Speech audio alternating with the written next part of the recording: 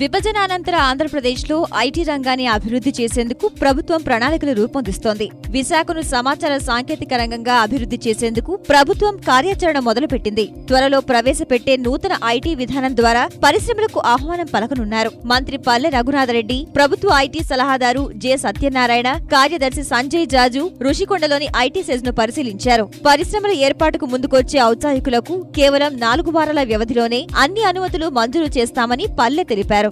ఈ ఆంధ్రప్రదేశ్లో ఐటీ అభివృద్ధి కోసం చిత్తశుద్ధితో కృషి చేస్తూ ఉంది. దీనికోసం న్యూ పాలసీని ప్రవేశపెడుతున్నాము.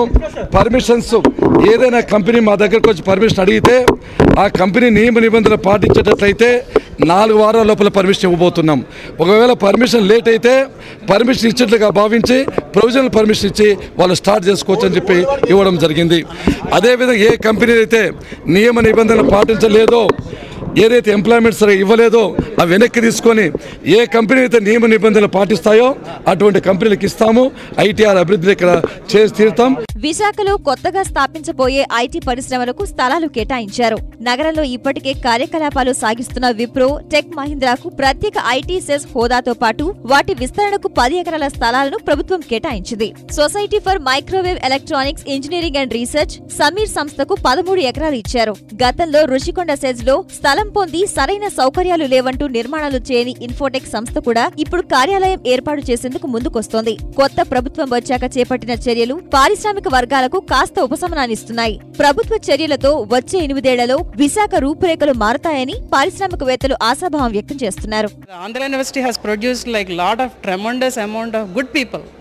వాళ్ళందరూ ఏంటంటే మిగిలిన స్టేట్స్లో ఉంటున్నారు, అండ్ దెన్ అమెరికాలో ఉంటున్నారు. వాళ్ళందరూ రావడానికి చాలా ఇష్టపడుతున్నారు. వైజాగ్లో ఇన్వెస్ట్ చేయడానికి కూడా ఇష్టపడుతున్నారు. బట్ మనం ఏం చేయాలంటే we have to show them that infrastructure.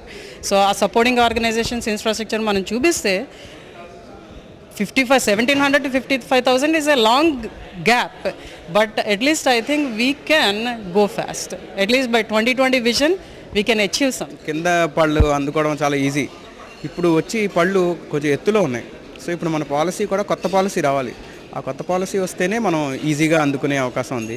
So strengths wise మనకి చాలా మంచి స్ట్రెంగ్స్ ఉన్నాయి. ఆల్రెడీ ఐటీ పార్క్ ఉంది మనకి, మంచి climate, nature is there, and then good number of colleges are there. So from strengths perspective మనకి స్ట్రెంగ్స్ పర్స్పెక్టివ్ అన్నీ ఉన్నాయి. మనకు కావాల్సింది మంచి పాలసీ, అంటే మంచి రోడ్డు కావాలంతే. ఇదివరకు 20 ఏళ్ల క్రితం హైదరాబాద్ ఎట్లుంది, ఇప్పుడు వైజాగ్ కూడా అట్లుంది.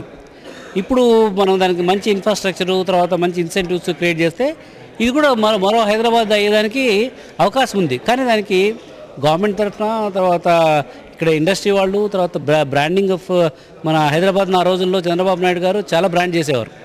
అట్లా ఇప్పుడు విశాఖపట్నం కూడా అట్లా బ్రాండింగ్ చేసి ఇక్కడ కూడా చాలా ఇవన్నీ ఉన్నాయి, మంచి ఫెసిలిటీస్ ఉన్నాయి, తర్వాత సముద్ర తీరం ఉంది, ఇవన్నీ కూడా బ్రాండింగ్ చేసుకుని ఇన్ఫ్రాస్ట్రక్చర్ క్రియేట్ చేస్తే ఓవర్ పీరియడ్ ఆఫ్ టైం ఇక్కడ కూడా డెవలప్ అవుతుంది. హైదరాబాద్ లోని హైటెక్ సిటీ మాదిరిగా విశాఖలో ఐటీ టవర్స్ నిర్మించాలని అక్కడి వారు కోరుతున్నారు. విశాఖను ఐటీ పరిశ్రమల కేంద్రంగా తీర్చిదిద్దుతామని ప్రకటించిన చంద్రబాబు 10,000 మందికి ప్రత్యక్షంగాను 13,000 మందికి పరోక్షంగాను ఉపాధి కల్పిస్తామని ట్విట్టర్ లో పేర్కొన్నారు. ఇందుకోసం తీసుకోవాల్సిన చర్యలపై నేడు నిపుణుల బృందం విశాఖలో పర్యటిస్తుందని చంద్రబాబు తెలిపారు.